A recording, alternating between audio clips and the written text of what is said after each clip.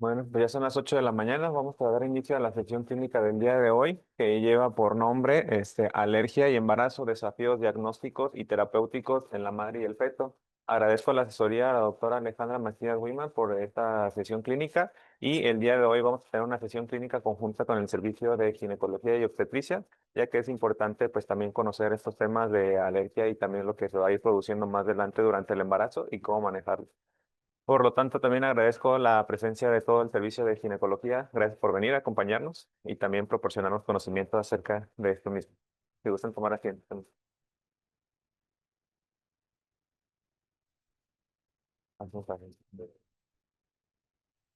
Muy bien.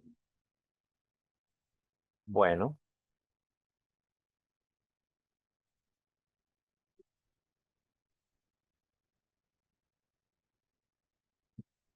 pasen, pasen. Sí, pasen, pasen.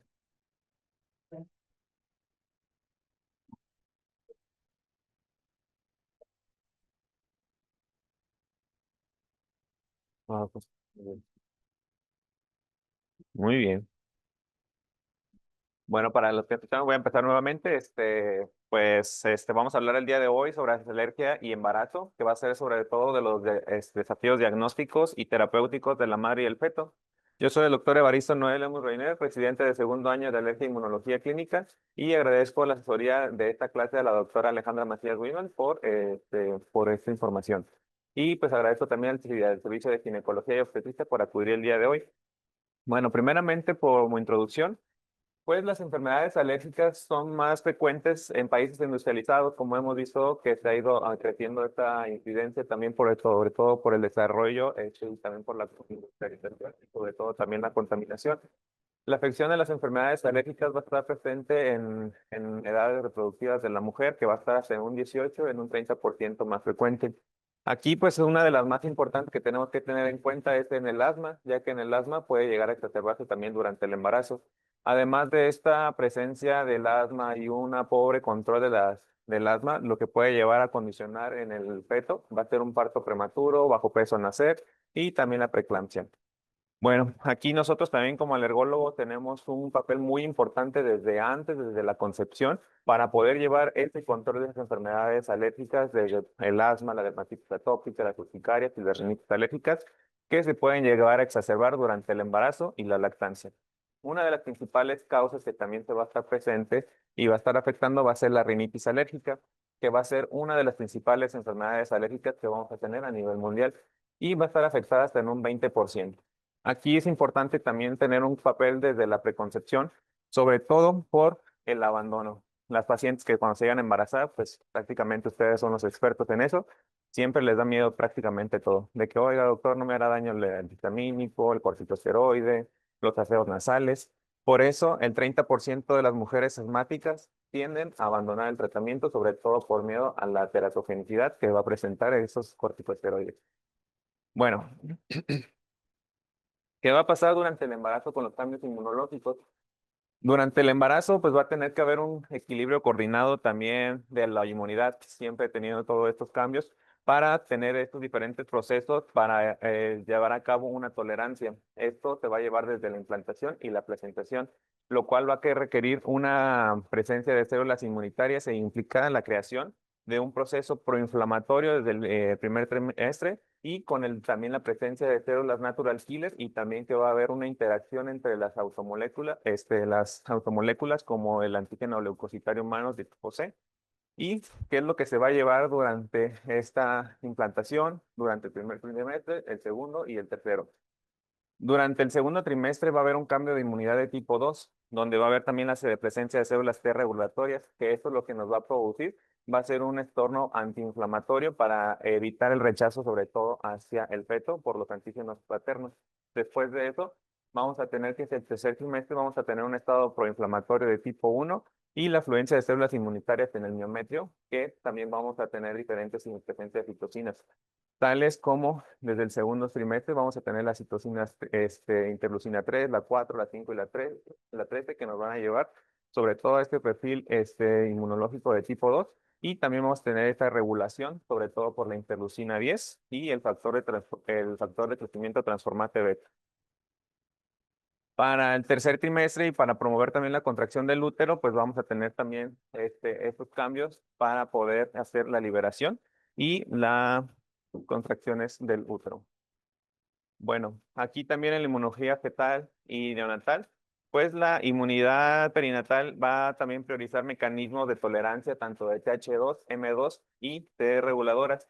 ¿Para qué nos sirven estos mecanismos TH2, M2 y T reguladoras? Pues esto principalmente es lo que va a estar influyendo en las enfermedades alérgicas, como son, por ejemplo, las TH2, que vamos a tener la liberación de la interleucina 4, la 5, la 13, lo que esto nos va a estar promoviendo pues la presencia de anticuerpos de IgE, y la inmunoglobulina E, perdón, y de eosinófilos.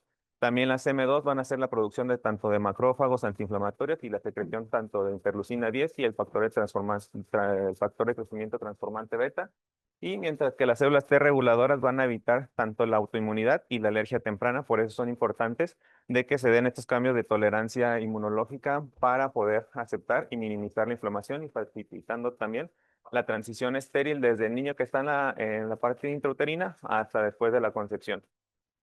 Va a haber también una disminución fisiológica de tanto de la vía de la interleucina 12, el interferón gamma y la respuesta de TH1, que esto también nos va a dar la susceptibilidad a micobacterias y virus intracelulares. Estas respuestas, tanto de TH2 y M2 y las células T reguladoras, es por estos cambios inmunológicos que se tienen que dar. Y pues también tiene que ver la presencia de una regulación TH22 que promueve la integridad de la barrera epitelial y la regeneración, sobre todo TH1. Va a haber también una inmunidad tumoral reducida, sobre todo por las células B, y va a haber una producción limitada tanto de inmunoglobulina E y la inmunoglobulina G, y la IgG, perdón, con alta reactividad de células B, que va a haber un refuerzo de tolerancia. Bueno, ahora sí, ya hablando propiamente de cada una de las enfermedades que vamos a tener, vamos a ir desglosándolas de las que van a ser más prevalentes hacia las menos prevalentes también. Vamos a empezar con la rinitis alérgica. Bueno, pues la rinitis alérgica va a ocurrir aproximadamente en un 65% de las mujeres embarazadas. Va a ser una de las principales patologías que se van a encontrar. Aquí podemos tener tanto las rinitis no alérgicas como las no alérgicas. Aquí es bien importante diferenciarlas casi desde antes para poder tenerlas, porque también vamos a tener la rinitis inducida por el embarazo. Uno de los factores principales para que se pueda llevar al desarrollo de la rinitis alérgica va a ser, como hemos visto desde años atrás, la exposición al humo del cigarro, del cigarro, que esto va a dar hasta un incremento del 20% que se pueda llegar a exacerbar pues esta rinitis alérgica. Vamos a hablar primeramente de la rinitis inducida por el embarazo, que va a ser, como por definición, una inflamación sintomática no alérgica, no infecciosa de la mucosa nasal inducida por un desequilibrio hormonal durante el embarazo.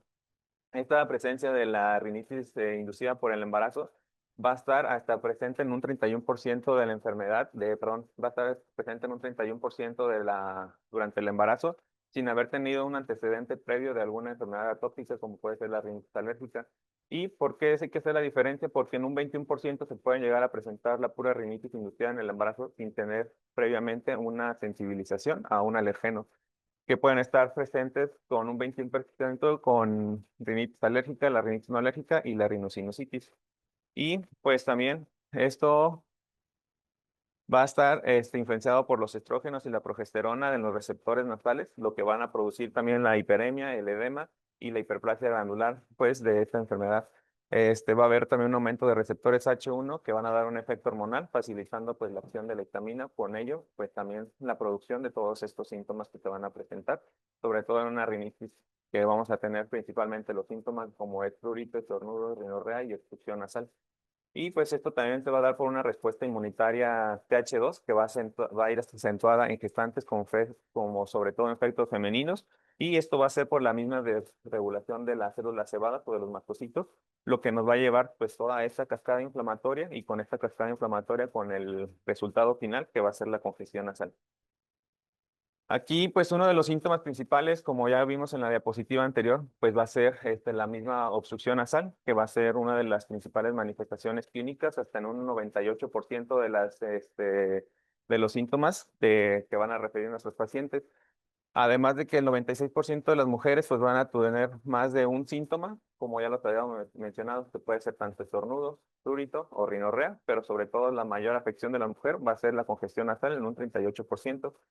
Algunas pueden llegar a tener todos los síntomas que realmente pues van a ser más de tres o incluso tres, que va a ser el 38%, y la aparición de estos síntomas pues va a ir también en orden creciente, desde el primer trimestre hasta el tercer trimestre, que va a ser donde se van a presentar hasta en un 92% los síntomas de la congestión nasal, el prurito, la rinorrea o los estornudos.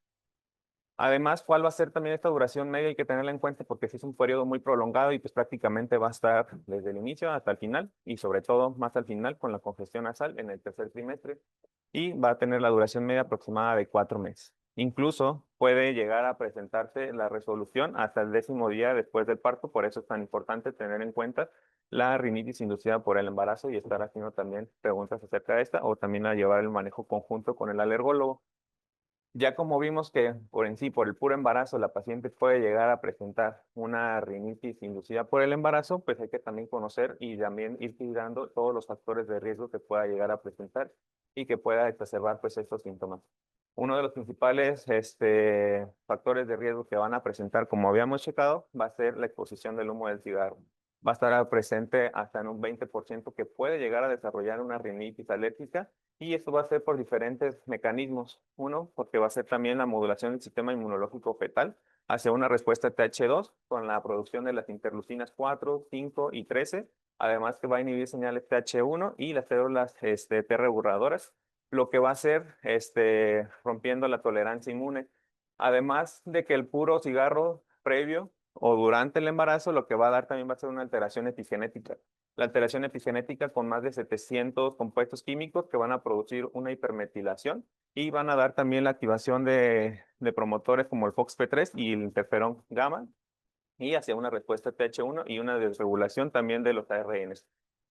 El puro cigarro por sí, por esta hipermetilación, también por esta epigenética, lo que nos va a dar, pues a lo que hoy en día también se está estudiando, que es la hipersensibilidad de tipo 5, que va a ser también la alteración de la barrera epitelial por un defecto de la misma. Y además de esto mismo, va a dar una inflamación de bajo grado intrauterino con también respuesta y aumento de la interleucina 6, el factor el factor de necrosis tumoral alfa y la interleucina 1 beta, con la activación de estas células inmunes que también solamente van a dar también con ello un estrés oxidativo y una inflamación. Bueno, ya que vimos como todo este proceso, los factores de riesgo, cuáles van a ser las clínicas principalmente y cuáles son los síntomas tanto irritativos y obstructivos que nos van a presentar, cuáles van a ser el tratamiento que se puede llegar a dar, también hay que tener cuidado con los antihistamínicos, porque luego también las mamás pueden empezar a preguntar, y, oye, ¿no le va a afectar a mi bebé? ¿Qué tanto atraviesa la barrera placentaria? Y pues los antihistamínicos que se van a recomendar principalmente van a ser los de segunda generación, no se dan para el tratamiento. Antes también se podían dar los de primera generación, que también para mantener un poco relajada a la mamá, pero realmente pues estos tienen más efectos secundarios que pueden llegar a alterar también esto y pueden atravesar la barrera placentaria y pues ya por lo tal no se recomienda. ¿Cuáles van a ser los que se van a recomendar principalmente? La cetiricina y la loratadina, ya que tienen mayor seguridad con estudios de mujeres embarazadas, que son los que pues se pueden recomendar un poquito más. Hay más nuevos, sí, pero pues todavía no se recomiendan porque todavía no se han hecho estos estudios durante el embarazo, principalmente por ellos. Una vez que la paciente pues ya tiene a su bebé, ¿qué es lo que sigue? Pues hay que dar también otro antihistamínico durante la lactancia. ¿Por qué? Porque estos síntomas pueden estar persistentes hasta 10 días posteriores una vez resuelto el embarazo. ¿Cuáles los que vamos a preferir? También la loratadina, la desloratadina y la fexofenadina. ¿Por qué? Porque realmente se ha detectado en mínimas cantidades en la lactancia materna por el fexofenadina hasta el 0.45% se ha detectado. Mientras que la loratadina, pues realmente es muy baja la cantidad que se puede llegar a presentar, hasta en 1.1% de estos antihistamínicos durante la lactancia materna. Estos serían los tratamientos principalmente para los síntomas irritativos con los antihistamínicos, como son para el estornudo, el prurito y la rinorrea. ¿Cuáles van a ser para los síntomas principales o el síntoma cardinal que vamos a tener durante la rinitis inducida en el embarazo, que va a ser la congestión nasal? Vamos a tener los corticosteroides intranasales, que son los que nos van a ayudar principalmente. Por lo menos se tienen que dar 3 semanas y el principal que se tiene como primera línea va a ser la budesonida. Claro, se pueden llegar a utilizar algunos otros antihistamínicos intranasales, como va a ser la ciclesonida, la fluticasona y la mometasona. Pero hay que tener bien en cuenta que estos corticoides intranasales, los pacientes me van a preguntar de que, oye, ¿no va a tener algún riesgo de malformación de bebé? No sé, leí que va a tener asociación con hendiduras orales, pues realmente no se han asociado con alguna malformación, por lo cual son bien seguros y aparte su biodisponibilidad a nivel sistémico pues es relativamente baja, hasta menos del 5%, por lo cual son seguros para administrar y principalmente se maneja que la budesonida pues es considerado de primera línea. ¿Ok? Ahora hablando propiamente de asma y en el embarazo, pues esta va a ser una de las principales patologías que hay que tener muy en cuenta. ¿Por qué? Porque estas son las que nos pueden llevar a un poco más de complicaciones durante el embarazo. Hay que tener en cuenta pues también los factores de riesgo. ¿Cuáles van a ser sus factores de riesgo? Uno, un asma no controlada que nos pueda llevar a una historia de exacerbaciones en el año previo del embarazo o durante el embarazo. Dos, el uso de corticosteroides a dosis media o alta. ¿Por qué? Porque eso nos está dando un asma parcial control o un asma no controlada que nos puede dar también pues una mayor riesgo de pérdida fetal incluso. El asma no controlada, la multiparidad también del embarazo, más de 2 embarazos previos se menciona en este artículo. Y también un plan de acción por escrito. Esto más que lo tenga escrito, que la paciente sepa qué hacer, qué es lo que se va a significar, que todavía si lo sabe bien, porque es porque lo está teniendo que aplicar y muchas veces al saberlo aplicar es porque lo están usando constantemente, no porque tengan educación, porque la verdad a los pacientes con asma les da su plan por escrito, se les olvida y es como que, ay, ¿qué tenía que hacer cuando me dio mi crisis? Pues ya. Entonces, que tengan un plan de acción por escrito, pues, más que nada refleja que es una buena educación, más que ser una buena educación, es una forma de mal apego también al tratamiento porque lo está haciendo constantemente y está teniendo crisis constantemente. ¿Ok? Y pues también un asma con parcial control se asocia que requieren, se asoció hasta un 59% que requiere un tratamiento también de fertilidad para poder mejorar en sus síntomas.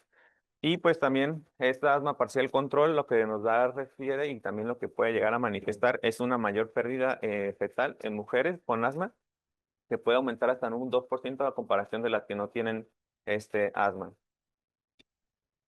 Y pues con qué se asocia también la falta de control del asma o un asma no controlada, se va a asociar más con preeclampsia, parto por cesárea, un producto pequeño para la edad gestacional, lo que nos va a dar principalmente a que el asma en edad fértil tiene un mecanismo TH2 y que en el embarazo, como hay cambio relativo y prolongado durante este embarazo, va a constituir también al deterioro de lo mismo y que pueda llegar a presentar pues más exacerbaciones. ¿Por qué va a estar dado este patrón o estas exacerbaciones del asma durante el embarazo? Principalmente por las prostaglandinas, que van a tener un efecto broncoconstrictor. Vemos que los estrógenos, la progesterona y la prostaglandina E tienen efectos pues, broncodilatadores, pero principalmente la prostaglandina F va a ser la que nos va a estar produciendo pues, esa broncoconstricción y lo que nos va a estar dando también que lleguen a producir estas crisis asmáticas.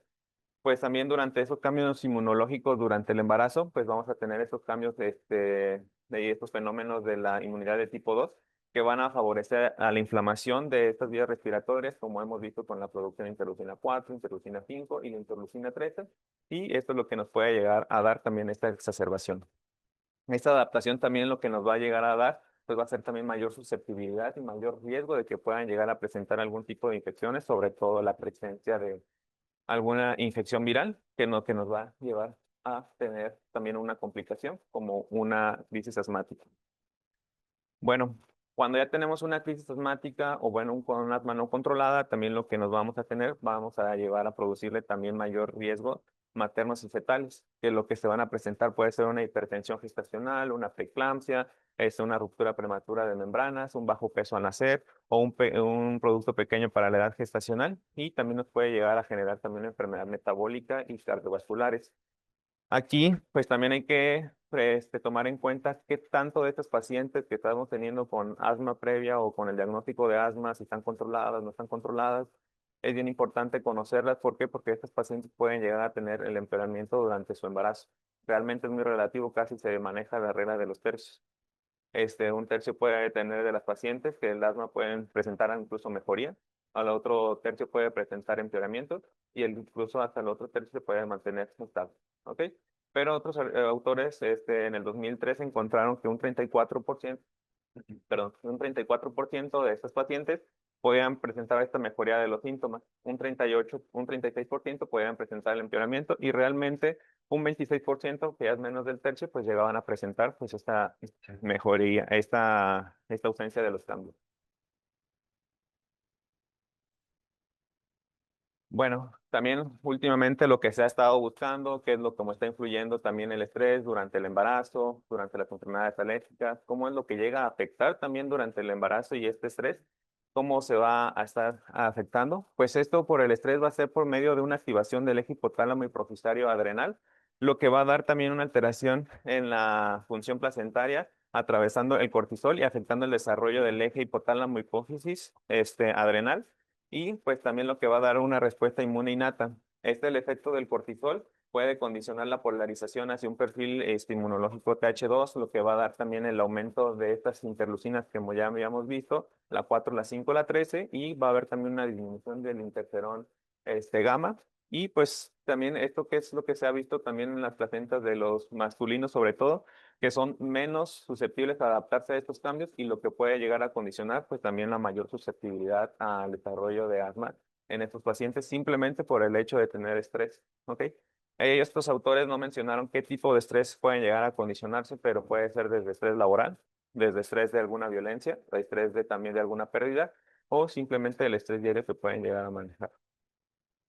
Bueno, también vamos a tener lo que es el asma de inicio gestacional. El asma de inicio gestacional, pues van a tener más, se van a comportar de manera más agresiva estas asmas y lo que puede llegar a condicionar, pues también el riesgo de desarrollo de complicaciones, tales como la hipertensión crónica, la preeclampsia, la hipertensión y también que sean partos pretérmino espontáneos y pues también las exacerbaciones graves, que es un factor de riesgo para desarrollo de todas estas mismas patologías, sobre todo la hipertensión, y que con todas estas pues va a ser de una forma más grave que se va a presentar y la gravedad de las exacerbaciones se va a asociar sobre todo a estas enfermedades hipertensivas del embarazo, por eso hay que tener también cuidado y también estar preguntando constantemente sobre los 4 síntomas cardinales que son del asma. Tos seca, disnea, sibilancia y dolor torácico, que van a ser los principales síntomas que hay que estarles preguntando y también tener monitoreo. Y por eso también el manejo conjunto. Bueno, una vez que ya se nos presenta la crisis, ¿qué es lo que hay que hacer? Para las exacerbaciones de las crisis, hay que manejarla biproporcional el control de la misma, ya que estos se llegan a presentar hasta en un 13 y un 52% que pueda llegar a presentar alguna crisis. Y el 10% de estas crisis, pues realmente que es poco, pueden llegar a requerir el tratamiento con corticosteroides. Y pues, ¿cuáles van a ser los principales factores de riesgo para que mi paciente pueda llegar a tener una crisis asmática? Pues número uno, la mala adherencia. Es la principal, una de las causas que no puedan, que no tengamos el control y que puedan llegar a presentar alguna crisis. Una función pulmonar baja, un asma grave, la exposición constante a todos estos malos cuidados del medio ambiente, como es el tabaquismo y sobre todo también la obesidad. Nosotros aquí tenemos también que estar evaluando, ajustando y revisando en cada consulta que también nuestra paciente acuda para poder llevar el control del asma. Entonces tenemos que evaluar, confirmar el diagnóstico, las comorbilidades, las técnicas del uso del inhalador, así también como la preferencia y objetivos del paciente. Siempre tiene que ser una medicina también personalizada para que también el paciente se pueda adherir a su tratamiento. Hay que estar ajustando tanto los factores de riesgo modificables, las estrategias no farmacológicas, como son las medidas de control ambiental, ajustar estos medicamentos y revisar siempre si los síntomas de exacerbación que fueron causados, que lo desencadenó, si algún cofactor que lo pudo efectuar, los efectos secundarios y también esta función pulmonar que nos pueden llegar a presentar pues, estos pacientes. Bueno, ¿qué es lo que hay que hacer? Si ya tenemos la crisis, pues hay que dar oxígeno suplementario en caso de que la saturación de oxígeno esté por debajo de 95%. Hay que dar también beta 2 agonistas de acción corta, como puede ser el salbutamol, que van desde los 4 hasta los 10 inhalaciones. Y hay que estarla vigilando durante 20 minutos, que se puede repetir nuevamente a los 20 minutos durante una hora. Corticosteroides orales, que puede ser la prednisona desde 40 a 50 miligramos al día, o metilprednisolona por vía intravenosa y pues realmente no se ha encontrado que por manejar un ciclo corto de corticosteroides orales o intravenosos vaya a haber algún riesgo de teratogenicidad. También se puede llegar a considerar el sulfato de magnesio por vía intravenosa, que se puede manejar a 2 gramos IV en 20 minutos. y estar evaluando el estado de volumen también para mantener una adecuada hidratación, también mantener una euvolemia y también hay que estar checando la frecuencia cardíaca materna y fetal.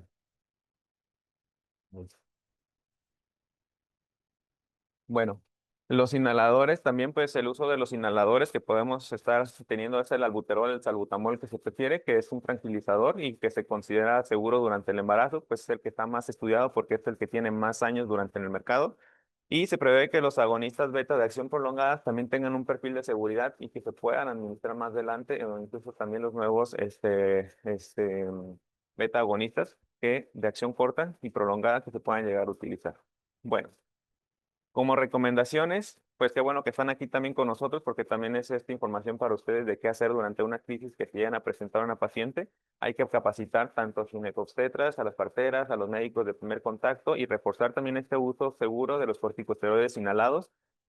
También hay que tener sesiones de importancia del control del asma y del riesgo de estas exacerbaciones durante la consulta de control prenatal, incluso desde antes, si se pueden también nosotros verla desde antes para poder proporcionar incluso a inmunoterapia si llega a requerir, proporcionar estos planes de acción por escrito y verificar la misma comprensión del mismo, porque luego llegan a decir sí, sí, sí y no llegan a entender nada, por eso siempre hay que estar educando a nuestro paciente, un seguimiento estructurado mensual con una medición de control, con una técnica inhalatoria y también estar checando pues esta adherencia que está teniendo nuestro paciente con el mismo. Bueno, el seguimiento, cada cuando hay que estarlos viendo, la primera obligación, la primera evaluación obligatoria tiene que ser durante el primer trimestre para reforzar todas estas medidas que debe de tener tanto la educación, el uso del inhalador, el plan por escritos y para coordinarnos también. Hay que dar también una evaluación adicional una vez, al menos una vez durante el segundo trimestre y si el asma no está controlada, en estos pacientes hay que estarlas viendo por lo menos cada 6 semanas y también se debe de incluir en estas consultas tanto la educación, la espirometría, también los test para ver el control, que se recomienda la QC o también el GINA o el ATT, y también herramientas digitales también de autogestión para poder ver el control de estas mismas enfermedades. ¿Ok? Como lactancia materna, se debe de continuar también con los medicamentos controladores que se incluyen los corticosteroides orales y el omalizumab. Se estuvo revisando también un metaanálisis si realmente los corticosteroides orales tenían alguna alteración teratogénica y realmente no se ha encontrado alguna, cada vez son menos. Y pues también de que luego las preguntas más constantes del riesgo que va a pasar también estos medicamentos llegan a pasar por medio de la lactancia materna, pues va a ser el riesgo mínimo que lleguen a pasar por medio de la lactancia materna, como los monoclonales, que no se absorben oralmente. Bueno, otra de las preguntas que vamos a tener acerca también del uso de biológicos como es el omalizumab, que no va a haber aumento de las malformaciones congénitas mayores, tampoco va a haber nacimientos prematuros o de recién nacidos pequeños para la edad gestacional, y pues no se recomienda iniciar tampoco el omalizumab durante el embarazo debido al riesgo de anafilaxia, que son de los principales miedos o de las más temidas. Y también si la paciente ya usaba su biológico desde antes del embarazo o estaba bien controlada, pues muchos de los expertos también se recomienda continuarla. Y pues los biológicos durante la concepción, el embarazo y la lactancia, si se evalúa, también hay que checar qué tanto beneficio va a tener para poder iniciarle este biológico a nuestra paciente. ¿Cuándo se puede iniciar este biológico durante el embarazo? Según las guías, pues se van a preferir durante exacerbaciones frecuentes, las hospitalizaciones recientes y los efectos adversos por esteroides, pero que realmente de esa población pues hay que tratar de tenerla bien controlada y checar de que sí sea un asma no controlada y también que pueda ser un asma grave. Bueno, otra de las principales enfermedades atópicas, vamos a tener la dermatitis atópica y el embarazo. Pues la dermatitis atópica va a ser la dermatosis más frecuente durante el embarazo, que va a estar presente hasta en un 50% de todas estas dermatosis gestacionales. Y pues el término más correcto que se ha utilizado, que en el 2023 se decidió incluir, va a ser la erupción atópica del embarazo, que realmente en un 80% van a presentarse de moderadas a graves, que van a debutar de nuevo, pero también estas fluctuaciones, tanto estrogénicas como por medio de la progesterona, van a inducir también un desplazamiento hacia la inflamación TH2 en el primer y segundo embarazo, que es donde va a presentarse con mayor frecuencia este SEMA, que se pueden llegar a presentar. y en un 80% pues va a ser de forma grave, que por lo tanto hay que también tener esos cuidados para evitar que se llegue a presentar. Y solamente el 20% van a presentar desde antes del embarazo para esta dermatitis atópica. Bueno, nuevamente, ¿qué es lo que va a influir el estrés y el embarazo? Aquí en el 2023, en el 2024, Anderson y colaboradores hicieron una revisión sistemática y un metaanálisis acerca del estrés y el embarazo, cómo es que llega a influir este embarazo durante este estrés durante el embarazo, y encontraron que el estrés materno puede activar el eje hipotálamo y hipófisis adrenal, lo que va a llevar una polarización hacia la inflamación TH2, y con ello va a dar una secreción tanto de la interleucina 4 y un desequilibrio de este mismo, de TH2, TH1, y pues esto también se puede llevar a cabo por los cambios epigenéticos que vamos a tener, como va a ser la metilación también del gen MYD88 y el DPXT. Y aquí se dividió estos tres grupos durante este estudio, y se encontró que la ansiedad, la depresión y la angustia pueden afectar hasta en un 28%, pueden aumentar hasta el 28% de la dermatitis atópica en los pacientes del recién nacido. La que más encontró incremento hasta en un 47% fueron estrés mayores, como fue la violencia intrafamiliar, la muerte de un familiar o la pérdida de un empleo, que son de los estrés que más marcaron durante el embarazo. Y el estrés en la primera infancia o el abuso de negligencia solamente se correlacionó en un 33% para el aumento de la dermatitis atópica. Entonces también siempre hay que tener en cuenta pues, que el estrés puede llegar a presentar y ser un factor de riesgo para el desarrollo de la dermatitis atópica. Perdón, de la dermatitis atópica. Bueno, ¿cómo hay que manejar a estos pacientes una vez que ya presentan la dermatitis atópica? Pues la piedra angular va a venir siendo los emolientes. Siempre hay que estar hidratando estas pieles, porque también con ello van a presentar prurito, inflamación, y con esto mismo pueden llegar a exacerbarse la misma dermatitis atópica, aparte por la influencia de estas hormonas. Corticosteroides tópicos de clase 1 y 2 que se pueden llegar a utilizar, pero máximo como 2 semanas, y que no pasar los 200 gramos del mismo uso de ellos. ¿Ok? Dentro de las recaídas, pues sí se puede llegar a hacer el uso de tratamiento reactivo dentro de una semana, y posteriormente se puede agregar el tratamiento proactivo, y también se pueden incluso utilizar los inhibidores de la urina como el tacrolimus. Bueno, hablando pues de la segunda piedra angular, que van a ser los corticosteroides tópicos, y pues de estos que vimos que sí se pueden utilizar de clase 2 y 3, también podemos utilizar los grupos 6 y 7, y pues también se van a preferir pues, los corticosteroides de baja a moderada potencia. ¿Cuáles van a ser? Pues como la desonida, la hidrocortisona, el fluorato de mometasona, la fluticasona, la hidrocortisona en crema, el valerato de beclometasona y el propionato de fluticasona. Esos van a ser también el tratamiento de primera línea cuando los emolientes ya no son suficientes, que nuestra paciente está teniendo una exacerbación, y pues la absorción sistémica puede ocurrir pues, en zonas extensas y en zonas de edema o lesionadas. Entonces aquí con estos pacientes lo que tenemos que tener pues es manejarlo número uno con los corticosteroides de baja o mediana potencia, y número dos siempre teniendo en cuenta las unidades de dedo que se deben de utilizar. La unidad de dedo pues es prácticamente la primera falange que se debe de utilizar de estos tópicos. ¿Ok? Y pues la seguridad fetal, pues no se ha encontrado un aumento del riesgo de malformaciones congénitas. Es poco la biodisponibilidad que pueden llegar a tener, pero siempre hay que tener en cuenta también las zonas de exposición donde van a tener este escena. Otros que se pueden utilizar de manera proactiva van a ser los inhibidores de la calcinurina. El que se va a preferir va a ser el tacrolimus sobre el trimecrolimus, ya que la biodisponibilidad del tacrolimus es baja y su absorción sistémica es prácticamente sumamente muy baja, hasta el 0.1, hasta el 0.03%, y pues tampoco sugiere que se vaya relacionado con el riesgo de malformaciones congénitas del mismo.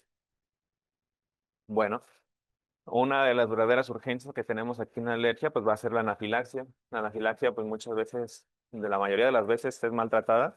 El tratamiento, pues, de la anafilaxia ahorita lo vamos a ver. Es importante conocerla, pero sobre todo conocerla más durante el embarazo, porque vamos a tener muchos factores de riesgo que pueden llegar a desarrollarnos una anafilaxia. Primeramente, como definición, la anafilaxia, pues, es una emergencia médica doblemente crítica, ya que va a comprometer tanto a la madre como a su bebé, y lo que nos puede llegar a comprometer, y también hay que tener en cuenta el tratamiento. Esta se puede llegar a presentar de 1.5 a 3.8 por cada 100,000 pacientes, tiene una mortalidad del 0,05 por cada 100,000 y pues la mortalidad va a aumentar durante la cesárea. ¿Por qué? Porque va a aumentar durante la cesárea por todos estos factores de riesgo que vamos a tener.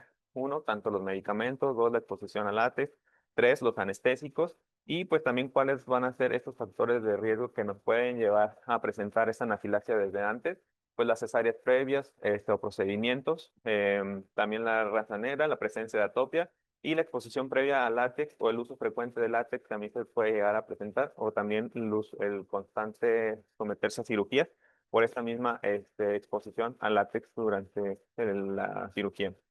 Hay que identificar también los fenotipos de riesgo. Uno, pues la alergia al látex. Dos, las mujeres en el segundo embarazo. Y tres, las múltiples cesáreas que pueden llegar a presentar por esta misma que nos lleva a la exposición previa al látex. También hay agentes causales que hay que tener en cuenta. El uso de beta-lactámicos, que son los que se encuentran más comúnmente para el riesgo de anafilaxia, está en un 58%. El látex, por esta exposición previa, también que pudo haberse sensibilizado desde antes de la cesárea, está en un 25%. Y los anestésicos. Por lo tanto, todo esto va a englobar por sí solo, prácticamente en una cesárea, si ya tuvo que dar también tratamiento con beta-lactámicos. Aparte de conocer todos estos factores de riesgo, es importante conocer también los cofactores. ¿Qué es un cofactor? Todos estos conjuntos que nos puede llegar a desarrollar más fácilmente pues esta anafilaxia, como vamos a tener los cambios de rutina, el estrés, alguna infección aguda, el ejercicio, principalmente en mujeres embarazadas y también otras enfermedades concomitantes. Uno, la atopia, enfermedades psiquiátricas, la mastocitosis, enfermedades cardiovasculares, en la afección de asma u otras enfermedades pulmonares que nos pueden llegar a condicionar pues todavía más el desarrollo de la anafilaxia. Hay que también tener en cuenta el uso de beta bloqueadores, porque por el tratamiento que se le va a llevar a cabo, que es con la adrenalina, porque si no, el tratamiento sería diferente con glucagón. Hay que también tener en cuenta los inhibidores de los YECAS y los AINES, que pueden ser otro cofactor u otro factor de, bueno, o si no, también otro desencadenante del mismo proceso de la anafilaxia. Otro de los cofactores principalmente que muchas veces se llegan a pasar, pues el consumo de etanol, drogas y también los antidepresivos que nos pueden llegar a presentar. Bueno, para dar un correcto tratamiento de una anafilaxia, número uno que hay que hacer, pues hay que diagnosticarla bien. ¿Ok?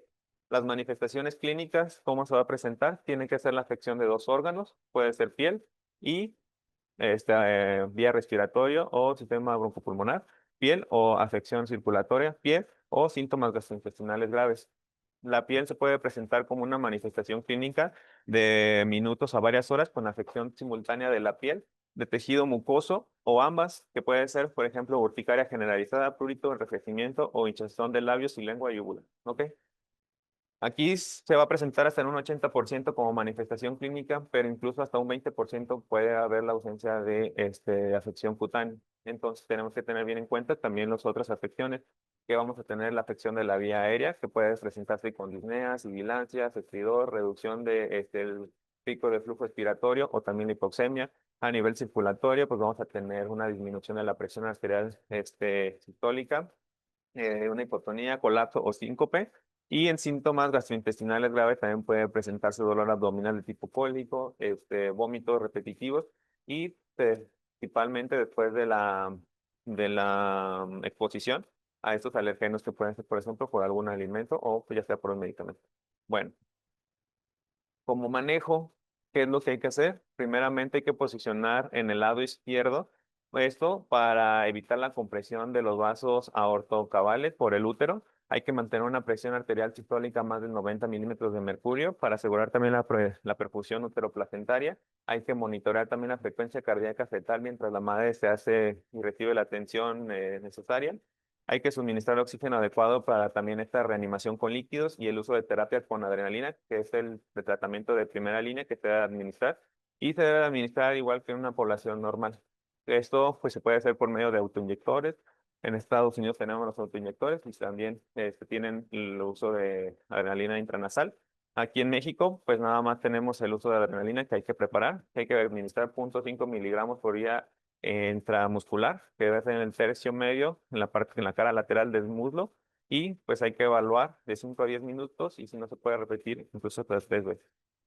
Y también aquellos pacientes que tienen alergia alimentaria, alergia a veneno de minópteros y medicamentos, En estos pacientes y en aquellos pacientes que han presentado previamente una anafilaxis, siempre se les debe de dar un plan de acción y también deben de cargar con su autoinyector o con su adrenalina en caso de que lleguen a presentar una anafilaxia para poder darle manejo adecuadamente y que tienen que acudir a urgencias.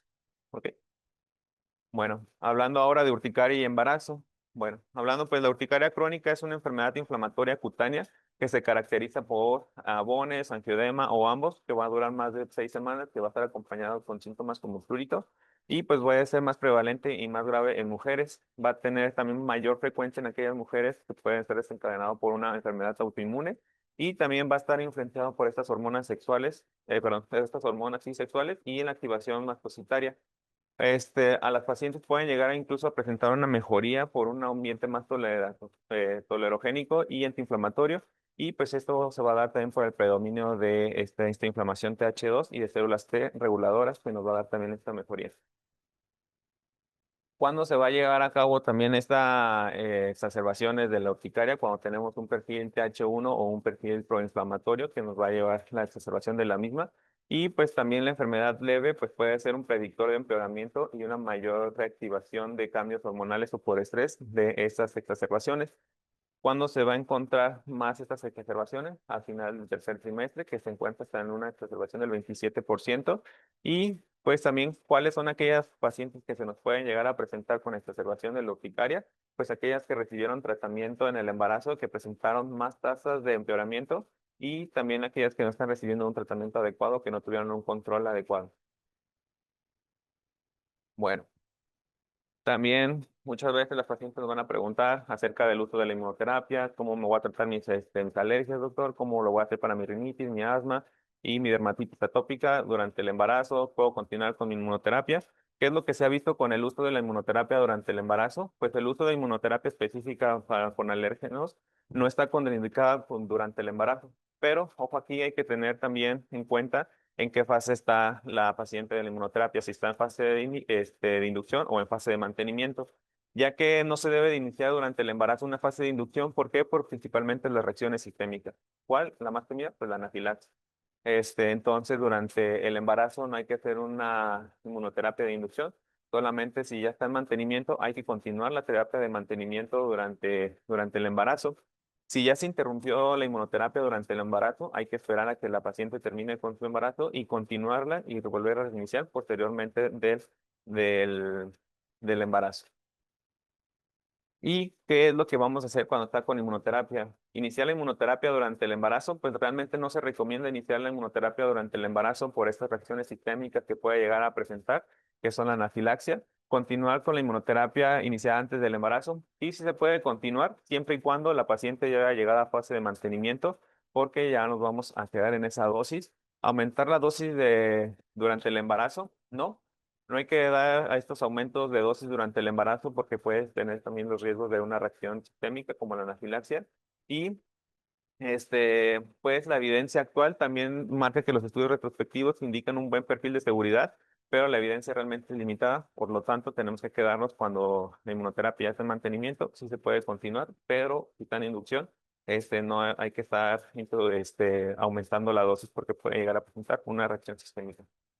¿Y se puede reintroducir o la inmunoterapia después del parto? Sí, sí se puede volver a iniciar nuevamente la inmunoterapia, pero tendríamos que iniciarla desde cero o ver desde qué etapa nos quedamos.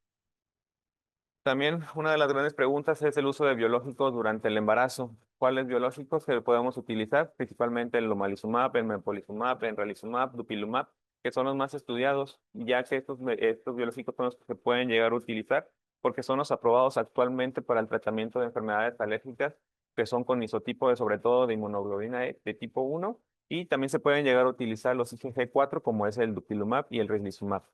Aquí también se encontró que el receptor de alta afinidad del feto puede transportar esta inmunoglobulina y la IgG1 y que estos anticuerpos monoclonales se van a estar transportando por medio de la placenta, por lo cual sí se pueden llegar a encontrar también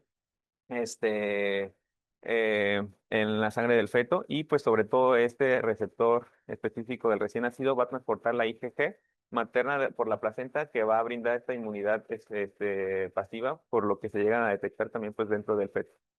¿Ok? El omalizumab. El omalizumab pues lo que nos va como ya vimos que también se puede utilizar en el asma, que es de forma segura siempre y cuando se haya iniciado desde antes. No se recomienda iniciar tanto durante el embarazo, siempre y cuando va a manejar el riesgo-beneficio. ¿Y qué es lo que va a hacer el omalizumab? Va a dar una disminución de la expresión del receptor de alta afinidad para la inmunoglobulina E, tanto en mastocitos, basófilos y las células dendríticas. Y se encontró que en un estudio con más de 230 mujeres, pues no se encontró ningún aumento de las malformaciones congénitas ni complicaciones perinatales, por lo cual sí se considera seguro para continuar durante el embarazo y pues siempre y cuando en pacientes estén bien controladas, ya que estén en tratamiento desde antes del embarazo. Ahora vamos a hablar propiamente de los anti-IL-5, como tenemos el mepolizumab, el benralizumab y el reslizumab, que sí también se van a recomendar continuar durante el embarazo y que tampoco no sean asociados con malformaciones congénitas. El dupilumab también que se puede considerar también cuando tenemos casos graves con refractariedad al tratamiento estándar. Y el dupilumab pues, va a ser un anticuerpo monoclonal IgG4 que va dirigido contra la subunidad de la interleucina 4 receptor alfa. Lo que va a dar va a ser la disminución de estas interleucinas, tanto 4 y 13, que son las que van a estar también proinflamatorias, y van a dar también la supresión de la inflamación de tipo 2 y pues también con ello mismo la supresión de esta liberación de citocinas proinflamatorias y con ello pues también es seguro dar durante el embarazo. Otro tratamiento que he estado estudiándose es el tezepelumab, que es un anticuerpo monoclonal anti-linfopoyetina estromal y pues realmente este monoclonal todavía no se ha llevado a cabo en estudios en mujeres embarazadas, solamente se ha llevado a cabo en monos, que sí produce que sí llegan a atravesar la placenta, pero realmente niveles muy bajos en 0.5 y 6.7 veces que lo pueden llegar a atravesar, perdón, pero realmente no se han encontrado efectos adversos sobre la salud materna y tampoco sobre la organogénesis de estos monos, y por lo cual todavía sigue pues en estudio para poder aplicarlo en humanos. Ahora hablando de inmunosupresores también y en el embarazo, ¿cuáles podemos utilizar? Pues los esteroides, hay que checar también la relación que si se tiene entre el uso de esteroides maternos y también las alteraciones orofaciales, como va a ser el labio leporino.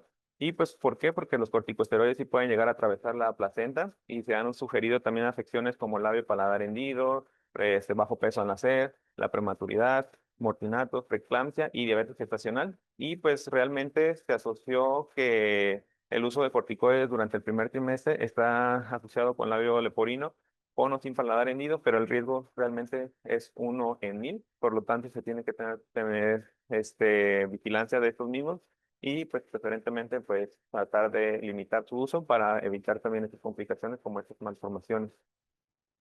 Bueno, también cuando se usan los esteroides sistémicos, la madre puede llegar a tener esta supresión del eje hipotálamo hipófisis adrenal, lo que puede llegar a dar también alteraciones como el aumento de la presión arterial, el riesgo de infecciones, la hipoglucemia, la osteoporosis, que son los principales efectos secundarios que pueden llegar a tener.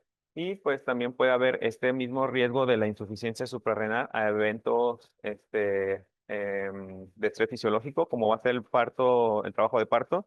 Y pues también para cuando se está dando de forma sistémica, de manera prolongada, hay que estar también otro tratamiento.